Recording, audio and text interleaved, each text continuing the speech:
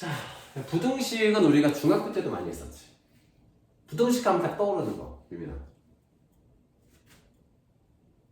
부등식 풀 때, 아, 이거 실수 많이 했다. 떠오르는 것이. 그치? 마이너스 5 바꿀 때 방향 바뀌는 거. 또 하나는 0으로는 나누면 안 된다는 거. 등식 때도 마찬가지지만, 그러니까 A가 C보다 커. 그러니까 A가 B보다 크다? 그럼 C분의 A가 C분의 B보다 클까? 라고 했을 때 C가 0이 아니라는 전제가 있어야 되는 거. 뭐 요 정도들. 그래서 그럼 여기도 마찬가지예요. 마이너스를 붙여서 부호가 바뀌는 거를 실수를 내가 한다라고 하면 실수를 안 해야지라는 생각은 되게 어리석은 생각인 거지. 그럼 실수를 안 하려면 어떻게 해야 될까라고 했을 때 너네들한테 추천해주고 싶은 건 항상 부등호의 부호는 가장 마지막에, 방정식 풀듯이 하고 부등호 기호는 항상 마지막에 써야 된다는 거. 자, 예를 들면 이런 것들은 다 아는 거니까 몇 가지 한번 정리 좀 해줄게요. 그러니까 이런 거지. 자, A가 뭐 예를 들어서 뭐 2x 마이너스 2x가 4보다 크다라고 하면 어떻게 해야 된다고? 방정식 풀듯이 x고 마이너스 2야. 그리고는 내가 마이너스를 곱했는지 안 곱했는지를 확인해서 부등호 방향을 마지막에 결정해야 되는 거야. 실수하는 친구들 내가 팁을 주는 거예요. 원래 실수 안 했던 친구들은 하던 대로 하면 돼. 근데 실수하는 친구들은 반드시 명심하세요. 이게 최선이에요. 안 틀려야지라는 생각만큼 어리석은 게 없어. 그럼 틀리지 않는 상황을 만들어야지. 그래서 항상 마이너스 곱할 때 마지막에 이거 한번 강조합니다. 그래서 좀 이제 예제들 좀 풀어줄게요. 대표 문제들 선생님이 이제 서너 개씩 풀어주면은 각자 또 풀고 이렇게 할 거예요. 한 문제씩 하면 푸는 속도가 다 달라서 풀다 넘어가고 풀다 넘어가고 하니까 그렇게 하는 겁니다. 자, 볼게요. 자, A가 B보다 작고 C가 D보다 작대. 그랬을 때 A-D와 B-C의 크기를 비교하는데 이 말은 뭐냐면 가장 근데 요거는 있죠. 둘 중에 작은 수랑 둘 중에 큰 수가 있는데 여기서 얘를 뺐어. 그리고 둘 중에 큰 수랑 둘 중에 작은 수로 뺀 거보다는 얘가 더 작겠지. 무슨 말인지 이해되죠? 작은 거에서 큰 거를 빼면은 큰 거에서 작은 거 빼는 거보다 작겠지. 이게 음수인지 양수인지 모르겠지만 그 얘기하는 겁니다. 이 표현은. 두 번째로 A가 B보다 크면은 제곱했을 때도 A 왼쪽이 더 크다. 요거는? 응? 그러니까 반리를 외워야 돼. 만약에 아니라고 한다면. A가 1이고 B가 마이너스 3이면 그렇지. 그렇죠. 근데 여기서 만약에 요렇게 나온다면 성립하겠지? 이게 빠졌기 때문에 니은은 안 되는 겁니다. 자, 예외로 틀린 거 처리하는 건가요? 보니까 아니에요. 틀려서 체크한 거야. 그게 아니라 반대로 안 되는 게 있으면 무조건 아닌 거죠? 일단은 어쩔 수 없이. 그러니까 발레를 외워야 돼. 항상 그게 어려운 거야. 그지? 맞는 걸 찾는 건 쉬운데 아니라는 걸 증명하려는 건. 신은 존재하니? 과연 모르죠. 그지? 신이 존재하지 않는다고 생각하려면 신이 존재하지 않는 이유를 찾아내야 되는데 그런 얘기거든요. 그래서 이런 게 그래서 어렵지. 진위 문제가 그래서 어려운 거야. 자, 그 다음에 이 녀석은 양수래다. 양수인데 얘가 얘보다 커. 그럼 역수는 반대겠지. 그지? 둘 다 양수니까 음수일 땐 또 바뀔 수 있겠지만 자, 그래서 기억하고 디귿이 맞겠죠. 자, 대표 문제 2번에서 요게 성립할 때 자, 이런 것도 항상 기억하세요. x 앞에 개수가 있어. 그럼 이 a는 음수일 수도 있다는 거예요. 긴장을 하면서 풀어야 돼요. 음수일 수도 있습니다. 그럼 일단은 넘겨줍니다. 넘겨줘요. 그러면은 a-2의 x는 b-3보다 크다가 되죠.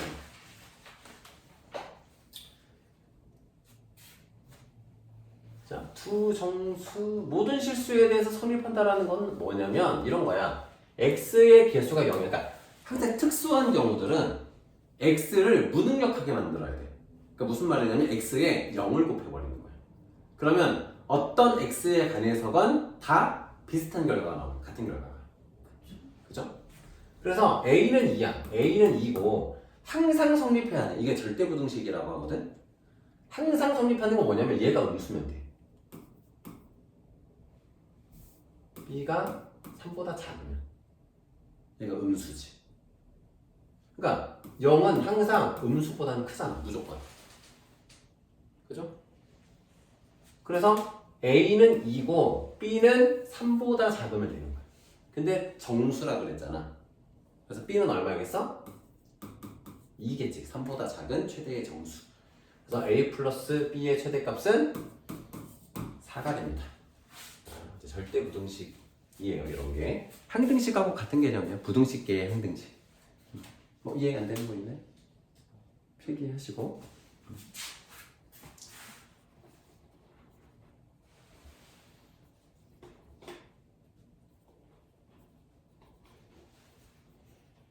이거 1-1번, 2-1번 한번 풀어봅시다.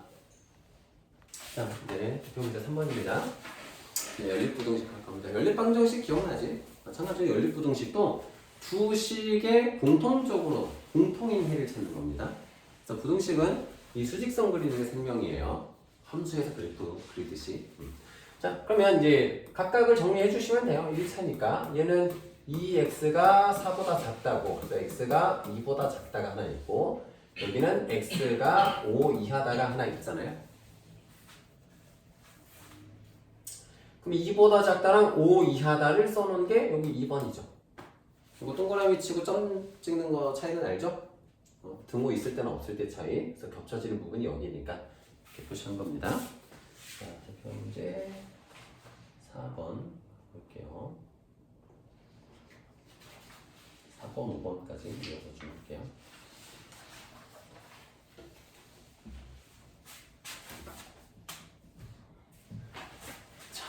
세 개가 나란히 있을 때는 방정식은 아무렇게나 해도 상관없었어, 그치? 두 개를. 근데 부등식은 굳이 얘랑 얘를 할 필요는 없어요. 멀리 떨어져 있는 애들이라서. 부등식은 이렇게 하고 이렇게 푸는 거야, 그냥 무조건. 이거는 해봐야 의미 없어요.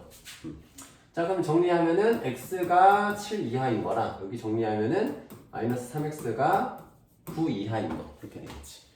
이런 게 이제 항상 주의해야 되는 게 x고 마3이고 부등호 방향 바꿔야 됩니다. 자, 뭐 수직선 나타내면은 자, 마3보다는 크거나 같고 7보다는 작거나 같다. 가장 작은 정수는 마3이겠죠. 이렇게 어려울 게 없죠. 부등식 다 우리 중학교 때 했던 것들. 자, 그 다음에 연립부등식 중 해가 없는 것은, 해가 없다라는 거는 겹치는 게 없다는 거지. 이 겹치는 게 없는 것 중에서 자주 등장하는 게 이런 개념이야. 자, 여기가 A야. A인데 하나는 이렇게 가. 근데 하나는 이렇게 가. 겹칩니까? 안 겹칩니까? 안 겹치죠. 가장 많이 나오는 유형입니다, 이게. 그리고 요거 같은 경우는 부등식인데 유일하게 방정식처럼 어느 하나의 값으로 정해지는 유일한 경우는 이런 경우입니다. 그죠? 방향이 다를 때 이런 것만 잘 봐두시고, 이런 것도 있을 수 있다라는 거 봐두시고, 해가 없는 거 5 이하고 5면은 겹치는 거 딱 봐도 있잖아. 자, 이런 거 이제 정리해 주시면 x고 여기가 3이고 방향이 이렇게 되죠. 마일 이상이고 3 초가면은 뭐 3 초가에서 만나겠지. 다른 건 안 그래도 할 수 있겠죠. 6x고 여기가 마2니까 x가 마이너스 3분의 1보다 크다고. 얘는 3x가 1이니까 3분의 1 이하다. 얘가 아까 말한 이런 경우지. 똑같이 마이너스 3분의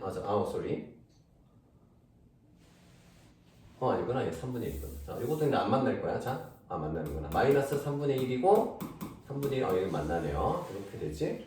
그래서 얘도 해가 있고.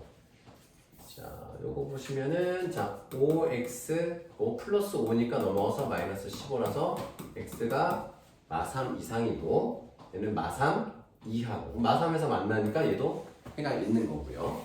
자, 요거 같은 경우는 5x가 20보다 크다. x가 4보다 크다. 얘는 4 이하다. 그래서 아까 말한 안 겹치는 그 경우지 얘가. 그래서 얘가 해가 없습니다. 부등식 할 때는 항상 등호 여부를 잘 체크하시고 하시면 될 거예요. 여기까지.